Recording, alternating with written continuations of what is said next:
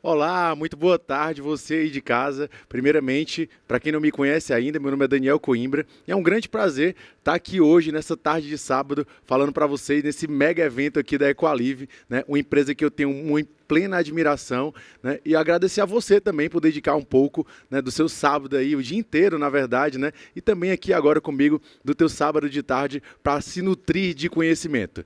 E por falar de nutrição, hoje eu vou falar de dois nutrientes que são assim, ó, extremamente essenciais, tanto do ponto de vista clínico, como também do ponto de vista esportivo. Por isso, meu tema hoje é suplementação de ômega 3 e creatina na saúde e no esporte. Vem comigo. Bom, para a gente começar essa palestra, primeiramente eu te faço uma pergunta. Quantas vezes você já prescreveu esses dois suplementos? E ao mesmo tempo, tenho certeza absoluta que várias vezes você já fez esse tipo de prescrição. Mas será que você acha que você prescreve esse tipo de suplemento para os pacientes certos? E mais, será que você aproveita todos os benefícios desses suplementos? Ou, na verdade, você está subestimando a capacidade de cada um deles? Bom, hoje eu te convido a ter uma visão mais diferenciada de creatina e ômega 3. Te convido a pensar um pouco mais fora da caixa sobre creatina e também sobre ômega 3.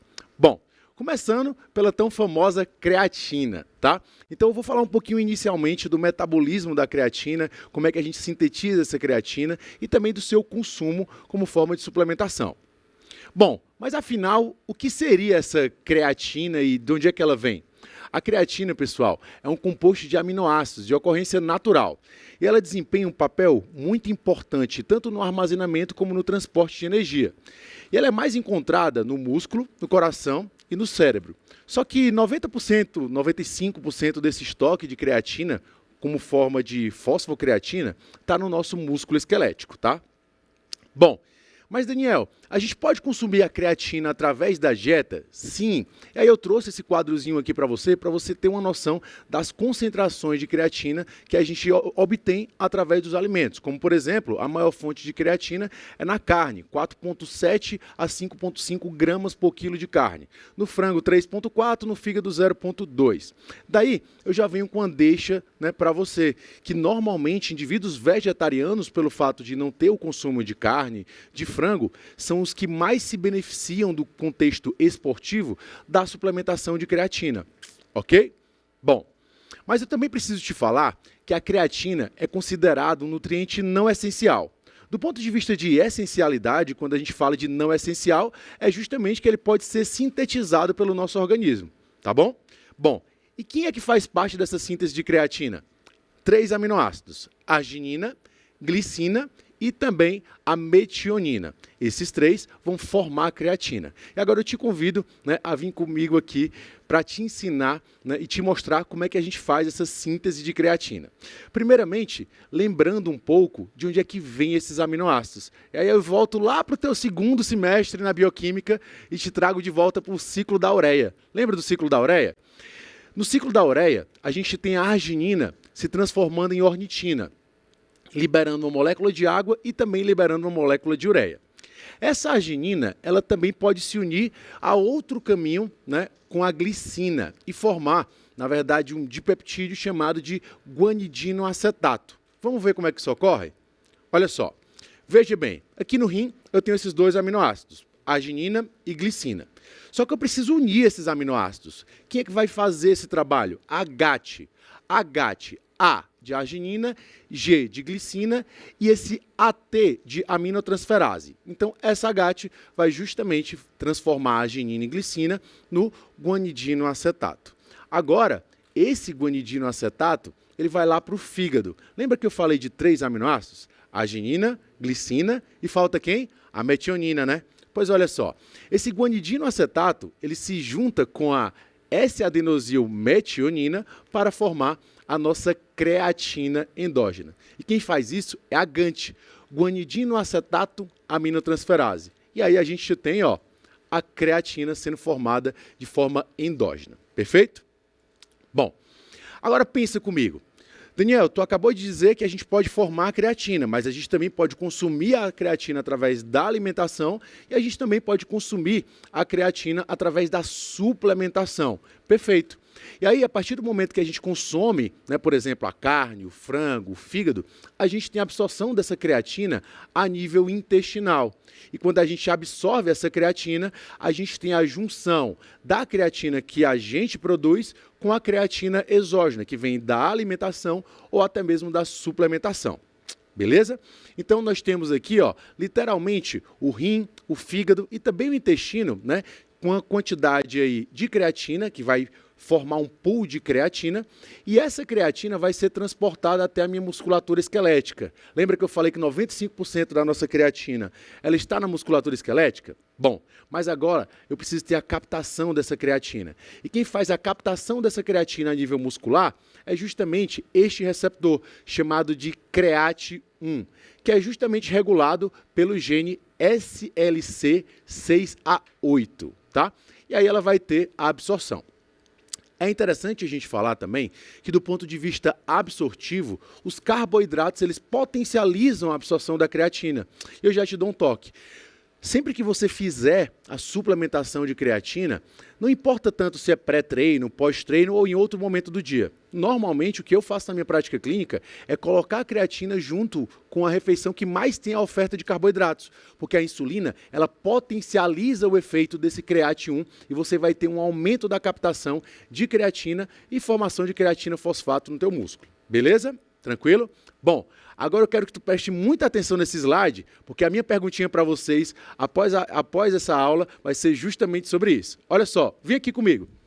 Bom, quando a creatina ela entra na nossa célula, ela vai fazer o seguinte, veja, ela vai ser transformada em creatina fosfato pela CK, né, ou CPK, como vocês queiram chamar. Bom, dentro desse contexto, a gente tem um aumento da produção de energia, e a gente tem aqui a creatina fosfato podendo ressintetizar esse ADP em ATP, ou seja, a adenosina difosfato vira adenosina trifosfato, com alta quantidade de energia. Perfeito. Por outro lado, essa CK ela também pode catalisar o consumo de energia, ok? Por isso que a gente fala que a creatina está muito relacionada tanto com o armazenamento, né, como também com a utilização de energia de forma rápida. A gente sabe que nós temos vários sistemas energéticos, como, por exemplo, o sistema ATP-CP, né?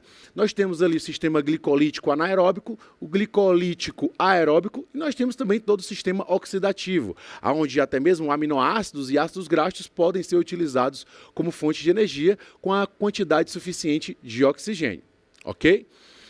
Mas eu também gostaria, nessa palestra, de tirar muitos mitos da cabeça de vocês relacionados à própria creatina.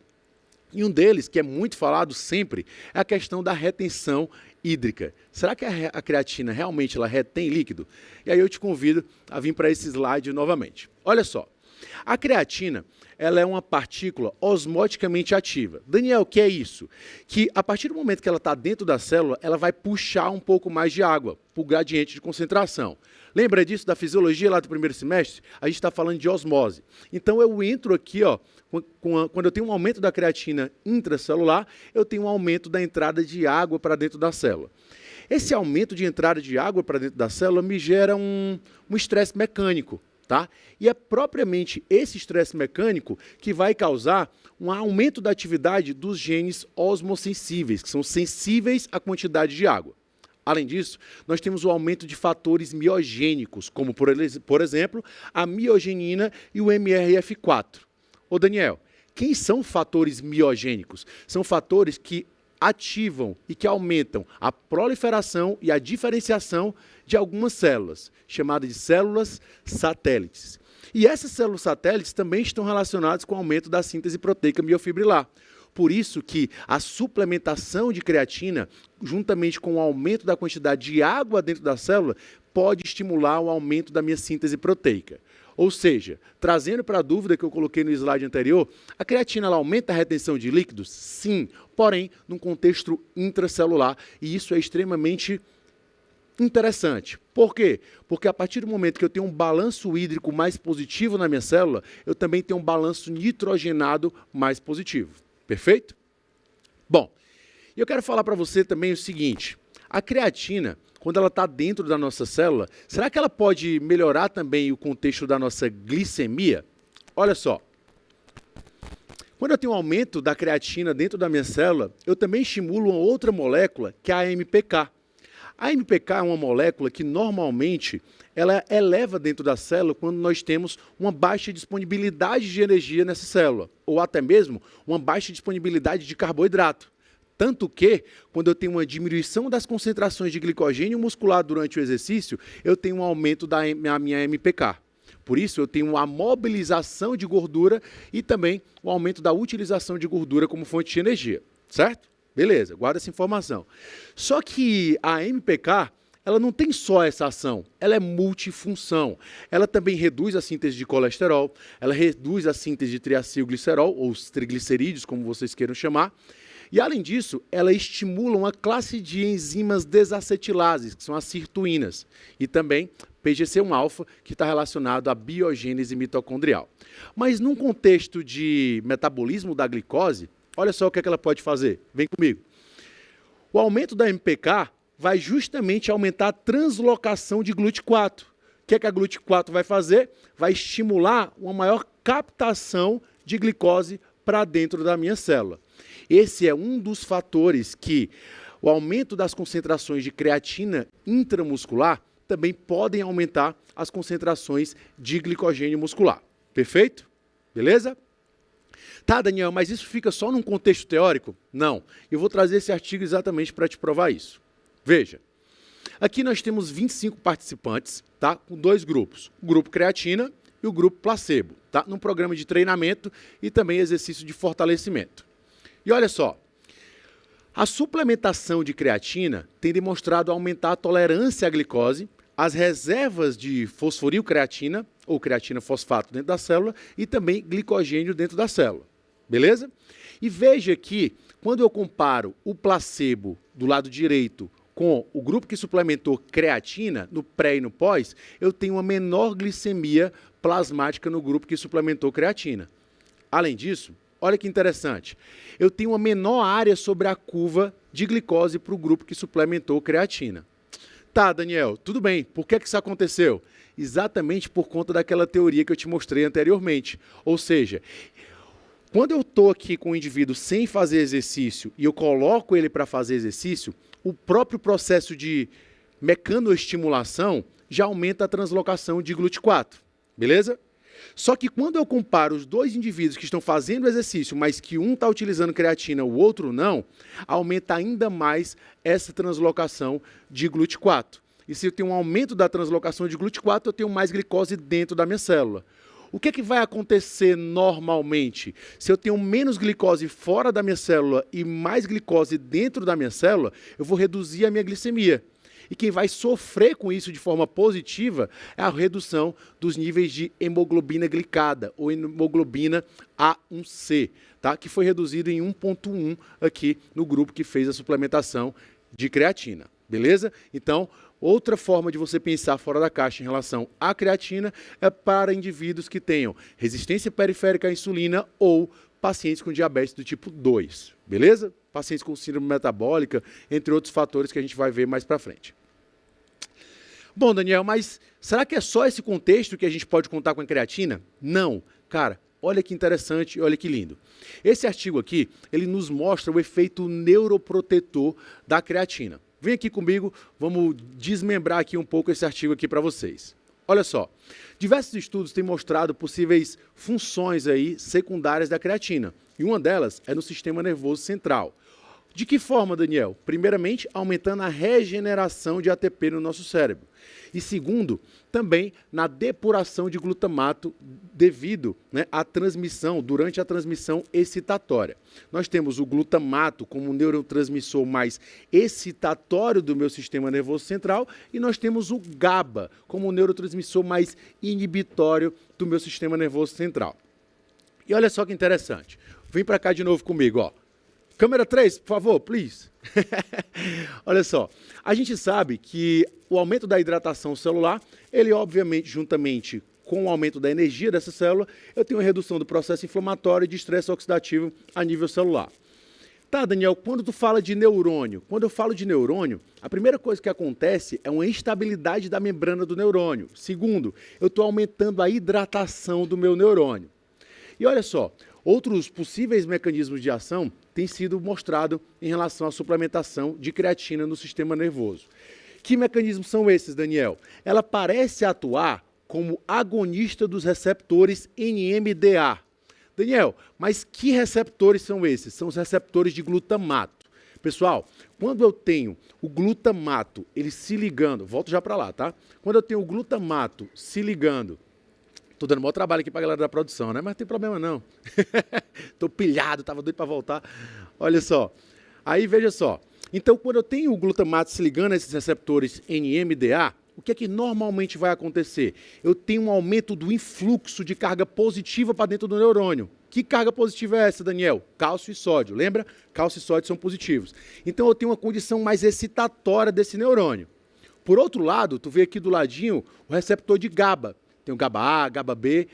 E, normalmente, quando o GABA se liga a esse receptor, como, por exemplo, o GABA B, eu abro os canais de cloreto. Cloreto, carga negativa. Então, eu tenho uma condição mais inibitória da propagação desse meu neurônio. Perfeito? E olha só o que a creatina faz. Ela parece estimular de forma positiva, agonista, os receptores de glutamato, NMDA, e, ao mesmo tempo, antagonizar os efeitos do GABA em relação ao meu sistema nervoso central. Perfeito. Agora, eu quero mostrar para você a associação, tá, de creatina com outras doenças, como, por exemplo, o Alzheimer e também o Parkinson. O que é que a gente sabe? Que o Alzheimer é a demência progressiva mais comum e que, normalmente, essa demência progressiva, num contexto fisiopatológico, a gente pode pensar em 3 hipóteses principais do ponto de vista de fisiopatologia. Quais são essas, Daniel? Neuroinflammation, ou seja, um aumento da inflamação desse sistema nervoso central, o aumento do estresse oxidativo e também o aumento de um peptídeo chamado de peptídeo beta-amiloide. Tá? E o aumento desse peptídeo beta-amiloide, né, com o seu depósito de placas extracelulares, está relacionado à perda neuronal. E olha que interessante.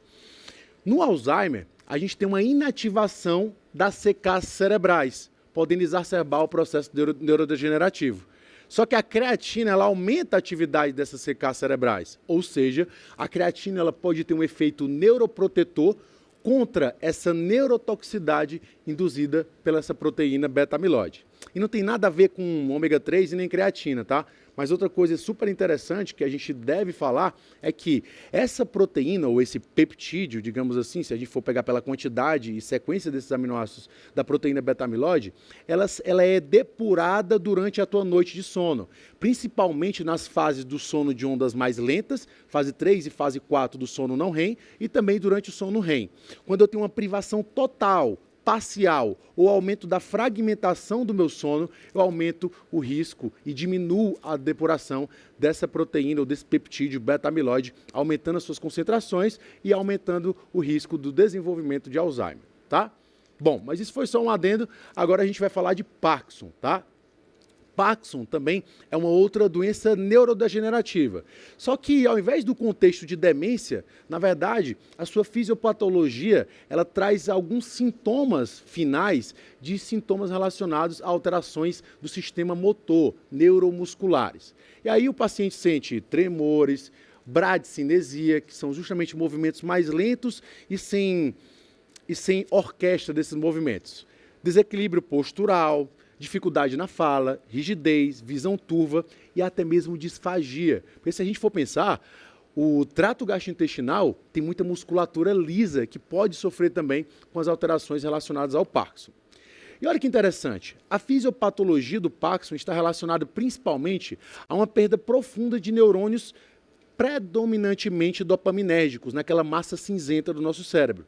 E o que acontece normalmente com isso é um desequilíbrio e uma grande queda de ATP. Tá, Daniel, e como é que a creatina pode ajudar? Olha só que lindo, gente. A creatina, ela pode prevenir a perda de neurônios dopaminérgicos e aumentar a sobrevivência desses neurônios dopaminérgicos. Quando você pode juntar a creatina com coenzima Q10 e outros inibidores de COX-2, tem demonstrado mais efeitos do que se você utilizar somente a creatina. E além disso, pessoal, o uso de creatina também demonstrou diminuir consideravelmente movimentos involuntários de pacientes com Parkinson que já utilizavam a levodopa, que é o tratamento tradicional para pacientes com Parkinson, ok? Bom, esse estudo, né, quem me mandou esse estudo foi o Pedrinho, inclusive, obrigado, Pedrinho, tá? É um estudo muito bacana que ele fala de outras aplicabilidades, né, da creatina na saúde e também na doença. E ele traz, primeiramente, essa questão de função cognitiva. A suplementação de creatina aumenta de 5% a 15% as concentrações de creatina fosfato e a bioenergética cerebral. Então é como se você melhorasse a energia, né, a quantidade de energia do seu cérebro, tá? Bom, gente, olha só que interessante. Matemáticos fizeram ali cálculos repetitivos, tá, de matemática. E eles foram suplementados com creatina. A suplementação de creatina, 8 gramas por dia por só 5 dias, aumentou a utilização de oxigênio para o cérebro desses matemáticos e reduziu a fadiga mental, né, em matemáticos que realizavam cálculos de forma repetitiva. Então, olha só, veja que a creatina ela também pode melhorar até mesmo a oxigenação cerebral, né, em indivíduos que fazem cálculos aí matemáticos repetitivos, mas que isso pode acontecer com outros indivíduos também que não façam cálculos matemáticos repetitivos, mas que trabalhem ali também de forma muito desgastante, tá? Bom, olha que interessante. Predominantemente, em repouso, a gente tem um metabolismo oxidativo aí, né, para aumentar, né, as batidas do nosso coração, para funcionar bem o nosso tecido cardíaco. E olha só que interessante. Pessoas com isquemia ou com qualquer condição que venha a diminuir as concentrações de oxigênio para o tecido cardíaco, também podem ter muito benefício da suplementação de creatina. Porque pensa, se está chegando menos oxigênio, eu vou fazer menos ATP do ponto de vista aeróbico. Se eu suplemento creatina, o que é que vai acontecer? Eu aumento a capacidade desse músculo de utilizar a energia de forma anaeróbica. Então, a suplementação em pacientes com insuficiência cardíaca também pode gerar diversos benefícios, tá? Daniel, e no ponto de vista de reabilitação, tem um estudo muito legal falando de reabilitação, só que como esse estudo era muito grande, eu preferi não trazer esse estudo, mas ao mesmo tempo não queria deixar, né, ou omitir esse tipo de informação para você. A suplementação de creatina aumenta as adaptações do treinamento de resistência, podendo melhorar também os resultados, né, da fisioterapia em lesões musculoesqueléticas. E o interessante, pessoal, é que a utilização da creatina, ela atenua tanto a perda de massa muscular como a perda de força induzido por essa redução, né, da atividade muscular frente a indivíduos que estejam no processo de reabilitação, ok? Cara, olha que interessante, dessa aqui literalmente eu mesmo não sabia, tá? A gente sabe que toda vida que temos aí a exposição a infecções, como por exemplo infecções bacterianas, ou até mesmo nem infecções bacterianas, mas por exemplo uma pessoa com disbiose, ela tem um aumento da permeabilidade intestinal e eu tenho um aumento daquela passagem de LPS. Quando eu tenho um aumento da passagem de LPS, o que é que esse LPS vai fazer, esse lipopolissacarídeo? Ele vai se ligar aos receptores Toll-like, justamente em células do meu sistema imunológico e também em adipócitos, aumentando a síntese de quê? De citocinas pró-inflamatórias. E olha o que é que a creatina faz, gente. Ela reduz a atividade e reduz a expressão desses receptores Toll-like. Então, se eu tenho uma atividade reduzida, uma concentração reduzida de receptores Toll-like, eu tenho menos citocinas pró-inflamatórias, vai cair os meus marcadores de inflamação e, óbvio, eu tenho um efeito neuroprotetor do ponto de vista de sistema nervoso central, já que boa parte das doenças que afetam o meu cérebro estão relacionadas ao aumento do processo inflamatório e estresse oxidativo, num contexto fisiopatológico da coisa, tá? E olha só que eu não sabia também, tá? A motilidade dos espermatozoides, ela é dependente de ATP, assim como tudo que acontece no nosso corpo. E a creatina, ela pode aumentar a viabilidade dos espermatozoides ali de atingir a zona pelúcida. Então, ela pode melhorar também num contexto de fertilidade. Beleza? Ah, Daniel, mas me diz uma coisa, tu falou muito aí agora da parte de nutrição clínica, mas e no contexto de esporte? Resume aí pra gente onde é que a gente pode utilizar a suplementação de creatina. Ó, eu trouxe esse estudo porque eu achei um estudo bem diferente, bem fora da caixa. O que é que ele mostra?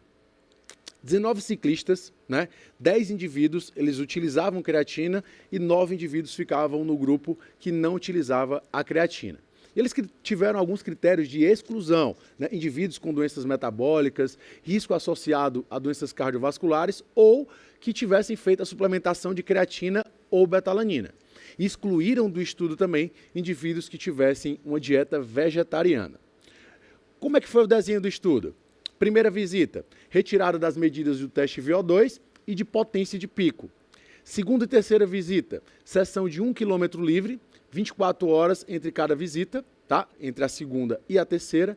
Na quarta visita, sessão pré-suplementação, com o tempo, fazia a suplementação e ia para a quinta visita. Ok.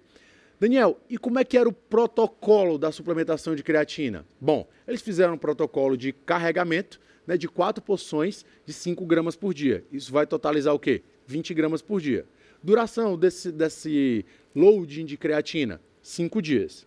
E olha só o que é que aconteceu. Bom, aqui no gráfico que está aparecendo para vocês à esquerda, nós temos o VO2, tá? A suplementação de creatina reduziu o VO2 no intervalo aqui, como vocês estão vendo, de 12 a 23 segundos, tá? 12 a 23 segundos.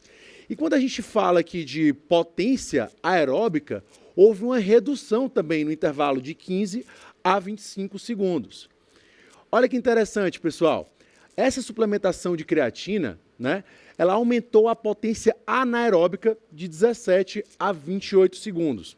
Ou seja, se a gente for pensar no que aconteceu, houve uma redução do tempo de resposta, redução do consumo de oxigênio e aumentou o déficit de oxigênio em 19%. Daniel, mas vem cá, isso seria benéfico? Reduzir o VO2? Sim, porque foi uma prova contra-relógio. Na verdade, o que a gente sabe? Que o meu sistema anaeróbico de geração de energia, ele tem uma capacidade de gerar energia de forma muito mais rápida do que o meu sistema aeróbico de geração de energia. Então, se eu reduzir, se eu realmente tiver um déficit de oxigênio aí, numa prova contra-relógio, e utilizar mais do meu metabolismo ATP-CP anaeróbico, melhor ainda. Por quê? Porque possivelmente eu vou ter um aumento da minha potência e vou chegar mais rápido do que se fosse com um metabolismo extremamente aeróbico oxidativo. Beleza?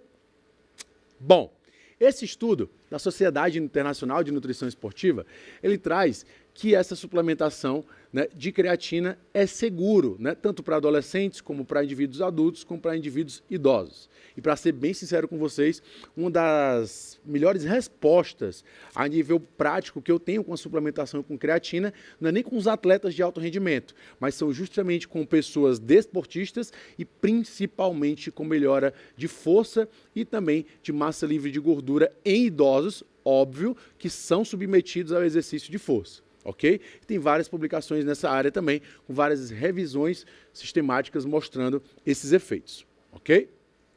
Tá, mas quais seriam esses potenciais efeitos ergogênicos aí da creatina, Daniel? Melhorar o desempenho de sprints únicos ou de forma repetitiva, como por exemplo um HIIT, acaba sendo sprints, né, de forma repetitiva. Maior trabalho em sets de contração máxima, ou seja, pode melhorar tanto a performance do indivíduo aí de crossfit, de LPO, de musculação. Aumento de força e massa magra, para quem busca esse aumento de força e massa magra. Pode aprimorar a ressíntese de glicogênio também, como eu mostrei para vocês o possível mecanismo de ação. Além disso, alterar, né, aumentar o limiar anaeróbico, ou seja, eu consigo passar mais tempo gerando energia até que eu consiga ali chegar no meu limiar anaeróbico.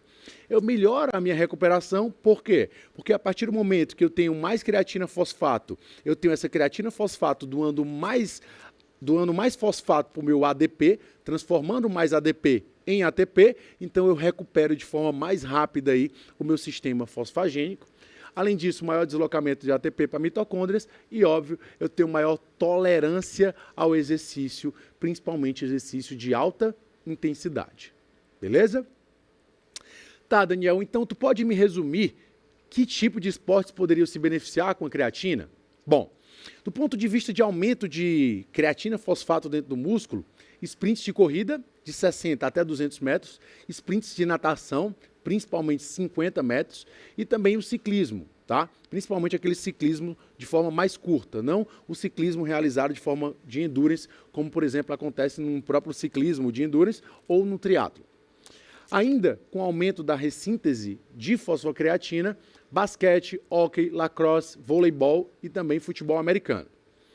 Redução da acidose muscular, os esportes, as modalidades esportivas que podem melhorar a sua performance são justamente esportes aquáticos, natação de 100 e 200 metros, corrida de 400 a 800 metros, esportes de combate e também o esqui pode ter aí sua performance beneficiada pela suplementação de creatina.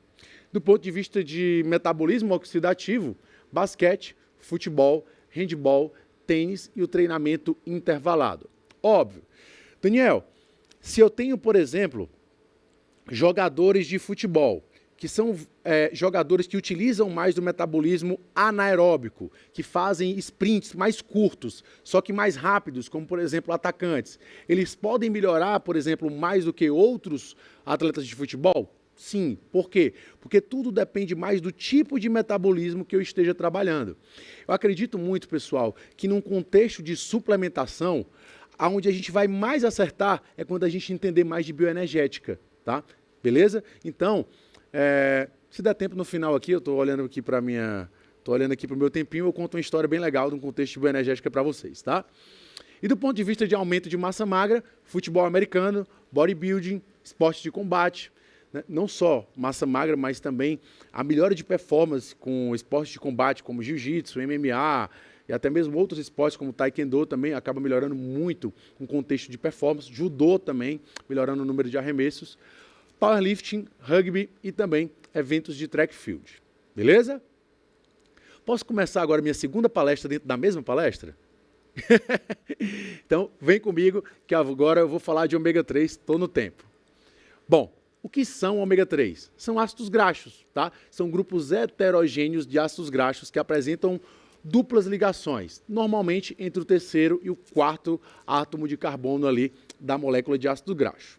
Bom, nós temos vários ômega 3, tá? A começar primeiramente pelo ALA, para você entender de todo um contexto metabólico dos ômega 3. O ALA, pessoal, ele está presente principalmente em plantas e alguns vegetais. Se a gente fala, por exemplo, de maior quantidade de ALA por 100 gramas, nós temos aí como ganhador, assim, lá na frente, a semente de linhaça e a semente de chia, perfeito?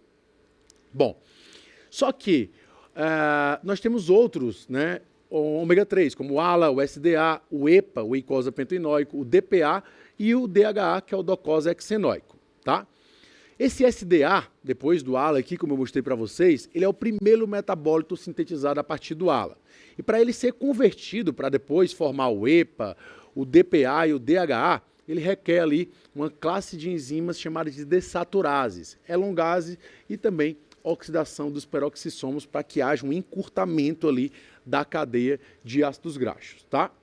Bom, aqui eu mostro para vocês o metabolismo do lado esquerdo do ômega 6 e do lado direito eu mostro o metabolismo do ômega 3. Veja aqui, por exemplo, o ácido araquidônico do lado esquerdo, tá? E veja aqui do lado direito, por exemplo, o eicosa pentoenoico, que é o EPA, ou o ácido docosa hexenoico, que é o DHA. Guarda esses dois nomes, tá? Bom, o ácido araquidônico, pessoal, no caso do ômega 6, imagina, o ômega 6 ele vai ser componente dos fosfolipídios de membrana ali da nossa célula e esse ácido araquidônico ele atua principalmente como substrato de algumas enzimas, como por exemplo as ciclooxigenases, que são as COX, e também as lipoxigenases, que são as LOX, tá? E também do citocromo P450. Tá, Daniel, e o que é que vai acontecer? Ele vai gerar uma série de prostaglandinas, tromboxanos e leucotrienos, são moléculas que são envolvidas no processo de inflamação da série 2 e da série 4. A gente fala que, na verdade, através do ácido araquidônico, a gente tem prostaglandina, prostaciclina, tromboxano e leucotrieno da série PA, porque são a série 2 e 4. Do outro lado, a gente tem o ômega 3, né, o EPA, por exemplo, também servindo de substrato para essas enzimas, para COX, para LOX e para o citocromo P450. Só que dessa vez, as prostaglandinas, prostaciclinas, tromboxanos e os leucotrienos são da série 3 e da série 5, ou seja, uma série ímpar, ok? Bom, então veja aqui, deixa eu ir para a câmera 3 novamente.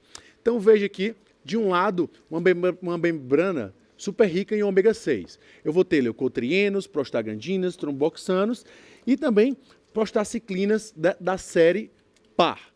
Essa série par, pessoal, todos esses metabólicos aqui que vêm a partir do ácido araquidônico, eles aumentam a vasodilatação, aumentam o processo de agregação plaquetária e aumentam o processo de inflamação. Por isso, eles são mais pró-inflamatórios. A gente vai já falar sobre a relação pró-inflamatórios, anti-inflamatórios. Então, se liga nessa informação. Por outro lado, eu tenho esses mesmos compostos aqui, gerados da série ímpar, através do ácido eicosapentaenoico, do EPA. E aí eu tenho um aumento da vasodilatação, eu tenho uma redução da agregação plaquetária, eu tenho uma redução do meu processo inflamatório. Tá, Daniel, o que é que tu está querendo dizer com isso? A partir do momento que eu como uma grande quantidade de ômega 6 e uma baixa quantidade de ômega 3, eu vou ter mediadores inflamatórios com a característica mais forte, mais intensa do ponto de vista de inflamação. Por outro lado, quando eu tenho esses mesmos mediadores sendo gerados a partir do ômega 3, eu tenho ali, né, mediadores inflamatórios, né, bem menos inflamatórios. Por isso que o ideal é você ter aí uma proporção de 1:1, 2:1, ou aceitável até 5:1, tá? Só que isso acontece principalmente no contexto da dieta oriental, que é extremamente anti-inflamatória. Já no contexto ocidental, onde nós estamos inseridos nesse contexto, normalmente essa relação ômega 6, ômega 3 é de 15:1 e vai até 30:1. Óbvio, isso é dependente de indivíduo para indivíduo, tá? Quanto maior o consumo de ômega 6 e menor o consumo de ômega 3, mais pró-inflamatória é essa dieta. Beleza? Bom, mas Daniel, eu nunca entendi também por que o ômega 3 ele tem essa característica tão anti-inflamatória, tá? E hoje eu vou mostrar para vocês que não são só esses mediadores inflamatórios que mostram esse efeito anti-inflamatório do ômega 3. O que é que a gente sabe? Quando a gente fala de citocina pró-inflamatória, todo mundo já decorou. TNF-alfa, IL-1-beta e também IL-6. São 3 citocinas pró-inflamatórias. Disso a gente sabe. E a gente sabe que tem uma que é super anti-inflamatória, que é a interleucina 10, ou IL-10, tá? E olha só que interessante, os ácidos graxos ômega 3, eles estimulam a ativação do PPAR-gama, que interfere fisicamente no aumento da ligação do NF-κB, que é um fator transcricional que vai aumentar a síntese de citocinas pró-inflamatórias. Vem aqui comigo de novo, câmera 3. Olha só, veja. Primeiro aqui desse lado, tá? Quando eu tenho o LPS se ligando a receptores Toll-like, o que é que normalmente acontece? Eu tenho o ligante, né? O ligante do NF-κB, que é o IKB, desligando, certo? Do NF-κB. E aí o que é que vai acontecer? Esse NF-κB vai lá para o meu núcleo, se liga ao seu elemento de resposta e aumenta o processo inflamatório, aumentando a síntese de citocinas pró-inflamatórias. TNF-alfa, IL-1-beta e IL-6, tá? E se retroalimentando também, aumentando o NF-κB, que é esse fator transcricional ativo no processo inflamatório. Mas olha aqui o outro lado. EPA e DHA, mas principalmente EPA, ele modula principalmente de forma positiva a via dos PPARs. E o que é que o PPAR vai fazer? Ele vai bloquear essa atividade do NF-κB, reduzindo assim a síntese de citocinas pró-inflamatórias. Beleza? E não é só a síntese de citocinas pró-inflamatórias. Olha que massa, olha que irado. Ele vai reduzir também a síntese de moléculas de adesão. E essas moléculas estão relacionadas também com o aumento da possibilidade e desenvolvimento de placas de ateroma. Tá? Mas tu achava que o benefício do ômega 3 ele ia parar do ponto de vista de redução da inflamação? Não, tu está muito enganado. Olha só a ação do ômega 3 em relação à microbiota intestinal. Bom, num contexto geral, ele melhora a relação entre os filos de bactérias a nível intestinal, aumentando a concentração dos filos bacteroidetes. E de outros filos também, de nome extremamente estranho, mas que eles fazem principalmente o seguinte: aumentam a quantidade de bactérias produtoras de ácidos graxos de cadeia curta. Lembra dos ácidos graxos de cadeia curta? Os ácidos graxos de cadeia curta, eles controlam o nosso apetite e eles reduzem o processo ali, aumentam a energia dos enterócitos também, principalmente, e ele reduz a permeabilidade intestinal. Então, o que acontece em relação ao indivíduo com disbiose? Eu tenho uma diminuição das concentrações aqui de bifidobactéria, de enterobactérias, eu tenho um aumento da passagem de LPS. Quando eu tenho um indivíduo sobrepeso, quando eu tenho um indivíduo obeso, eu tenho um aumento de L22, eu tenho uma redução de mucinas aqui no meu intestino, eu tenho uma redução de IgA também aqui no meu intestino pelo indivíduo com disbiose, com sobrepeso, com obesidade. Então eu tenho uma alteração da zonulina, alteração da ocludina, então eu tenho um aumento da passagem desse LPS. O aumento da passagem desse LPS com a endotoxemia vai gerar um contexto inflamatório. Nesse contexto inflamatório, está relacionado a ganho de peso, resistência periférica à insulina e até mesmo depressão. Tá? Por quê? Porque eu tenho um desvio ali do meu triptofano para a formação de serotonina. E normalmente, qual é a citocina que está relacionada a isso? Interferon gama. O interferon gama, ele desvia a serotonina que estava indo ali para a formação, o triptofano que estava indo para a formação de serotonina, para a via das quinureninas, que é uma outra via que é estimulada pelo processo inflamatório. E aí, olha só que massa. Quando eu tenho aqui o EPA e o DHA, eles têm um efeito anti-inflamatório. Fora isso, eu disse para vocês que ele aumenta a quantidade de bactérias produtoras de ácido graxo de cadeia curta. Ou seja, eu tenho uma ação anti-inflamatória que vai favorecer o indivíduo sair de uma disbiose para uma eubiose. Beleza? Bom, mas Daniel, então, será que existem outras utilizações do ômega 3? Sim, e uma delas é na TPM. Vem cá comigo, olha que interessante. Esse artigo ele mostra exatamente isso, tá? 90 mulheres com ciclo menstrual regular foram suplementadas, por 3 ciclos menstruais. Elas recebiam ômega 3 8 dias antes do fluxo e 2 dias depois, ou seja, elas nem recebiam ômega 3 ao longo do ciclo inteiro. 1 grama de óleo de peixe contendo 180 miligramas de EPA e 120 miligramas de DHA. O outro grupo era o grupo do placebo. Tá, Daniel, e o que é que teve de resultado?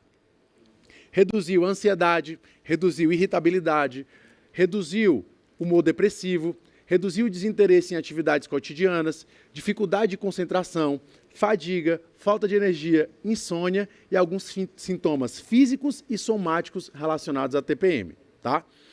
Tá, Daniel, mas por que normalmente isso acontece? Me explica. Tu não pode só chegar e jogar a informação que o ômega 3 ele melhora a TPM. Não, vamos lá, matar a cobra e mostrar o pau. Olha só. Bom, seguinte, pessoal. Durante a fase lútea da menstruação, digamos que seria a terceira fase da menstruação, se a gente considera a fase folicular, a fase ovulatória e a terceira fase como a fase lútea, tá? Porque outros artigos dividem um ciclo menstrual em até 5 fases. Mas, facilitando aqui para vocês, de 5 a 7 dias antes da menstruação, lá na fase lútea, eu tenho queda do meu estradiol, beleza? Só que o meu estradiol, ele modula de forma positiva uma proteína chamada de BDNF, fator neurotrófico derivado do cérebro.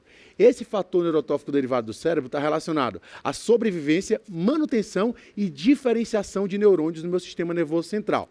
Beleza? Esse BDNF, ele também está muito relacionado ao comportamento alimentar. E é exatamente esse BDNF que faz que com a utilização de exercício de forma crônica, ele aumente e reduza ali o nosso apetite. Beleza?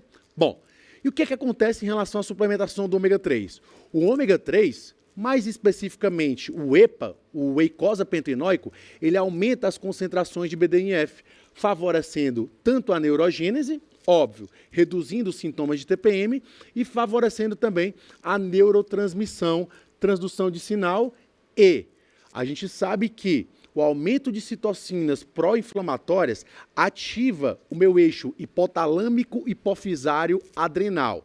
Esse eixo é um eixo do estresse. Ele está muito relacionado com o aumento de quem? Do cortisol. Então, se eu reduzo o meu processo inflamatório, eu diminuo a atividade do meu eixo hipotalâmico hipofisário adrenal, reduzindo as concentrações de cortisol. Se a gente for fazer uma integração metabólica com tudo, olha que interessante. A suplementação de ômega 3, que vai reduzir o cortisol, também tem um outro mecanismo de ação relacionado à melhora da microbiota, porque o aumento crônico desse cortisol também favorece a permeabilidade intestinal. Olha que massa se a gente for ver no contexto de integração metabólica. Então, é por isso que o ômega 3 ele reduz os sintomas da TPM. Ok? Bom, aqui a gente traz que a suplementação com EPA aumenta os níveis de BDNF. Por que isso acontece, Daniel? Porque ele melhora a via tanto dopaminérgica como serotoninérgica. Tá, mas que mecanismo de ação é esse? O ômega 3, pessoal, quando você suplementa o ômega 3, você tem principalmente uma melhora da fluidez de membrana. Melhorando a fluidez de membrana, você melhora o sinal intracelular.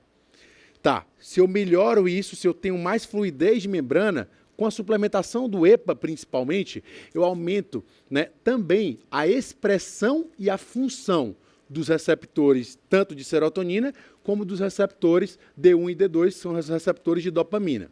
Com isso, eu tenho um impacto positivo na minha transmissão, tanto serotoninérgica como dopaminérgica. Beleza? Bom, Daniel, se tu falou então de BDNF, e esse BDNF eu já vi que tem alguns pacientes que com depressão esse BDNF cai. Será então que existe uma relação entre ômega 3 e depressão? Veja só, trouxe aqui para você uma meta-análise de ômega 3 e depressão. 26 ensaios, onde as dosagens de EPA variavam de 180 até 4.000 miligramas dia, tá? Com 2.160 participantes, e aí normalmente tinha DHA puro, EPA acima de 60%, mais DHA, e EPA menor do que 60%, mais concentrações acima de DHA. E o que é que foi observado? Os critérios de inclusão. Estudos randomizados, duplo cego, controlado por placebo, estudo de mais alto escalão, digamos assim. Adultos com diagnóstico de depressão clínica, dosagem e duração da ingestão de EPA e de DHA, e eles faziam as escalas de classificação de depressão. Beleza? Dos 26 estudos, 12 demonstraram, né, um efeito significativo dos ácidos graxos ômega 3 na redução dos sintomas da depressão. Só que olha que interessante, pessoal, as formulações com EPA puro, né, 100% EPA, e EPA acima de 60%, demonstraram benefícios clínicos melhor do que doses mais baixas de EPA ou do que comparado com formulações com maiores concentrações de DHA, ok? Daniel, então tu está dizendo que o DHA ele não tem benefício?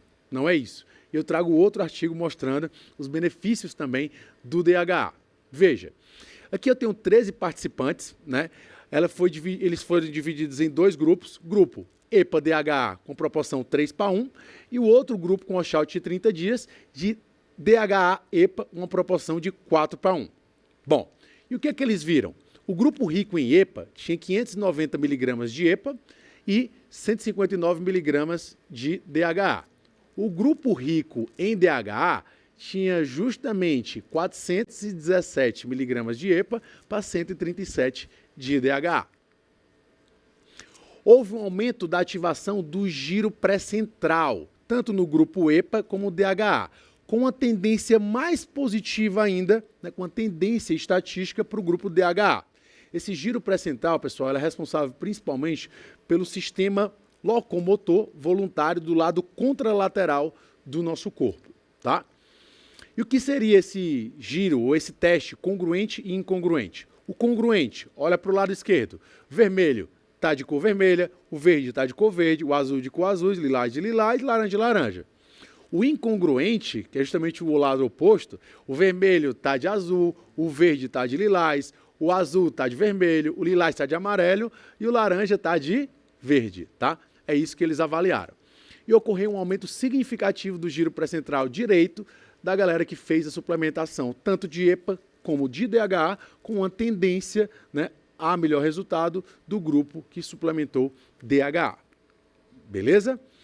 Além disso, outro artigo de 2019, ele traz para a gente que a suplementação de DHA contribui também para a melhora da fluidez de membrana, influencia diretamente nos sinais elétricos, químicos e hormonais da nossa célula, otimiza a transdução de sinais e também atua como receptores, né?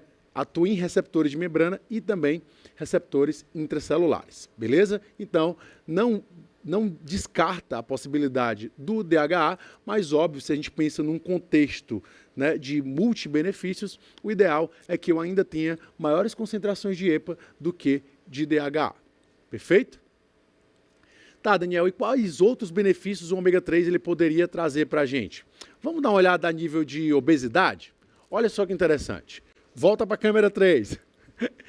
Aqui eu tenho um adipócito, tá? O que é que o EPA-DHA ele vai fazer no meu adipócito? Bom, eu tenho um aumento da AKT, pessoal, que pode ativar diretamente aqui a minha Mammalian Target of Rapamycin, que é a minha mTOR. Eu tenho um estímulo da via do PPAR-gama. Eu tenho diminuição de MCP1 e IL-6. IL-6, já falei que é uma citocina pró-inflamatória, e esse MCP1 é a proteína quimiotática de monócitos, que durante o processo inflamatório, essa proteína, ela atrai monócitos da corrente sanguínea que vão se diferenciar no tecido adiposo em macrófagos M1, beleza? Aumenta aqui a adiponectina, por exemplo, que seria uma adipocina com um contexto anti-inflamatório que melhora a resistência periférica à insulina, reduz aqui a atividade de prostaglandina e de leucotrieno, tá? Aumenta outras resolvinas e protectinas, diminui a infiltração de macrófagos no tecido adiposo, ou seja, reduzindo a inflamação no tecido adiposo, ativa a MPK, que pode melhorar a beta-oxidação, não só a nível de tecido adiposo, mas trazendo outros artigos, eu poderia mostrar para você a melhora da utilização de gordura pela própria célula muscular, tá? E por outro lado, reduzindo aqui, ó, NF-κB e melhorando a biogênese mitocondrial. Ou seja, EPA e DHA no tecido adiposo, melhora de sensibilidade insulínica, redução do processo inflamatório e aumento da capacidade oxidativa. Tá? Bom, e do ponto de vista de adipócito, não para por aí. Se a gente pensar, por exemplo, aqui, ó, na utilização do EPA e do DHA em relação ao adipócito, ele também previne a hipertrofia, tá? E a diferenciação dessas células adiposas, beleza? Ou seja, ele tanto bloqueia a lipogênese como a adipogênese. Além disso, ele melhora a respiração mitocondrial. Perfeito? Tá, Daniel? Para finalizar, como a tua palestra é de ômega 3 e creatina, na parte clínica e esportiva, fala um pouquinho aí para a gente, então, do ômega 3 e exercício. Olha só que informações legais, e boa parte dessas informações, inclusive, que talvez vocês nem saibam ainda, tá? E que eu também não sabia.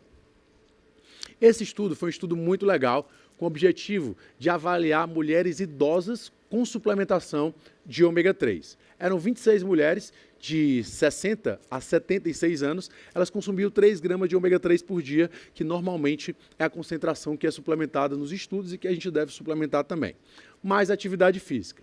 Dieta padronizada em 50% de carboidrato, 30% de lipídio, 20% de proteína. Tá? O que é que a gente observa aí? Do grupo placebo para o grupo que utilizou 12 semanas em relação a resultados.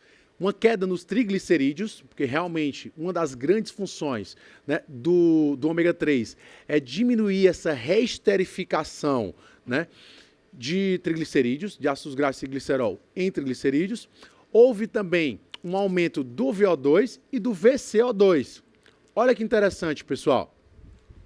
Medidas de captação de oxigênio, tanto em repouso como no exercício, foram mais elevadas no grupo que consumiu ômega 3.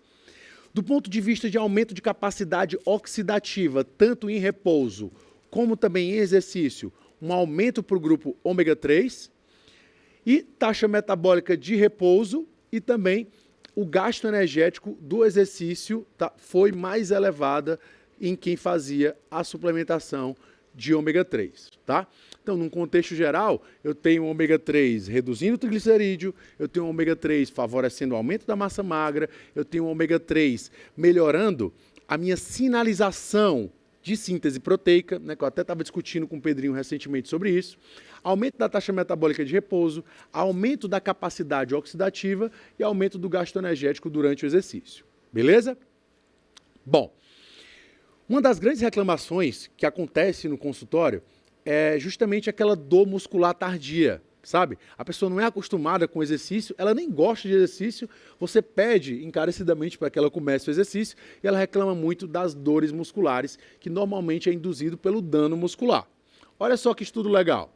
Eles separaram 45 participantes de idade entre 23 a 35 anos e pegaram indivíduos destreinados, porque o indivíduo destreinado ele tem um maior dano muscular do que aquele indivíduo que já está acostumado a fazer aquele exercício, executar ali aqueles movimentos. E eles separaram em 3 grupos. O grupo 1,8 gramas de ômega 3, o segundo grupo óleo de soja e milho e o terceiro grupo não receberam nada de suplementação. E essas mulheres, elas eram submetidas a testes de força e também era induzida uma lesão muscular nessas mulheres. Tá, Daniel, e o que era dosado? TNF-alfa, PGE2, IL-6, lactato desidrogenase, CPK, ou creatina fosfoquinase, como você queira chamar, e mioglobina. Vamos dar uma olhada nos resultados?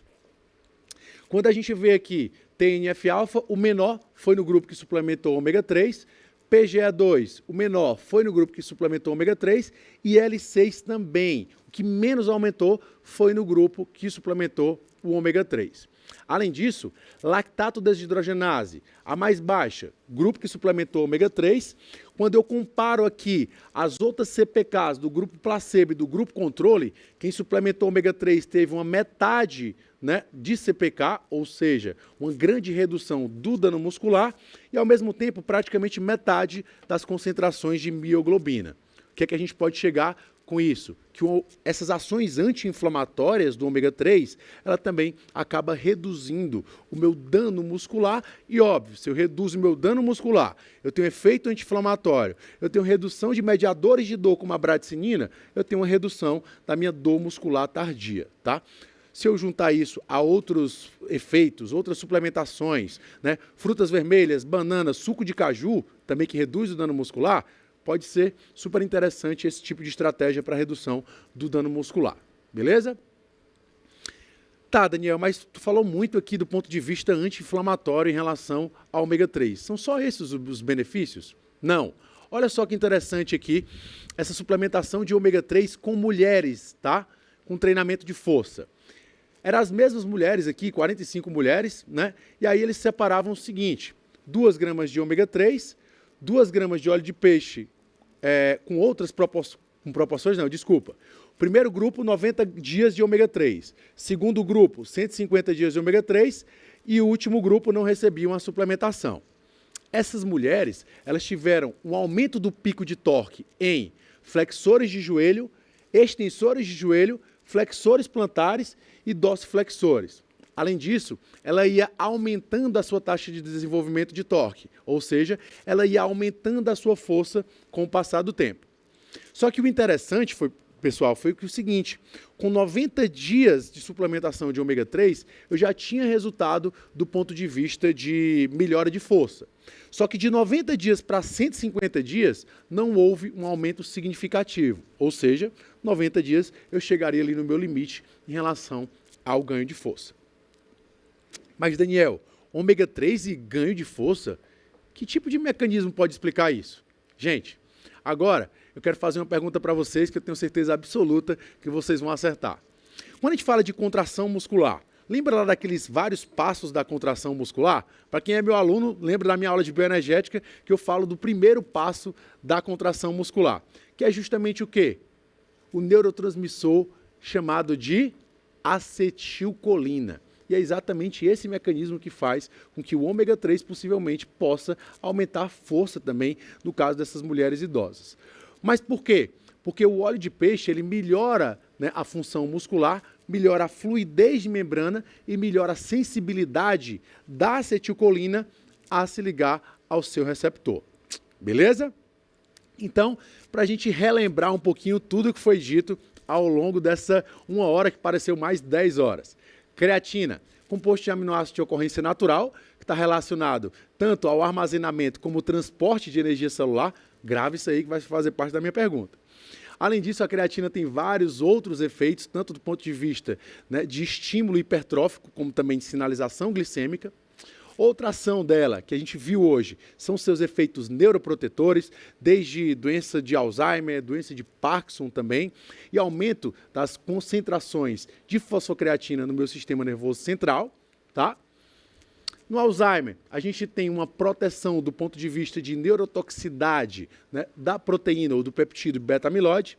No Parkinson, a suplementação de creatina pode justamente prevenir ali um pouco mais a perda de neurônios dopaminérgicos e melhorar a sobrevivência deles.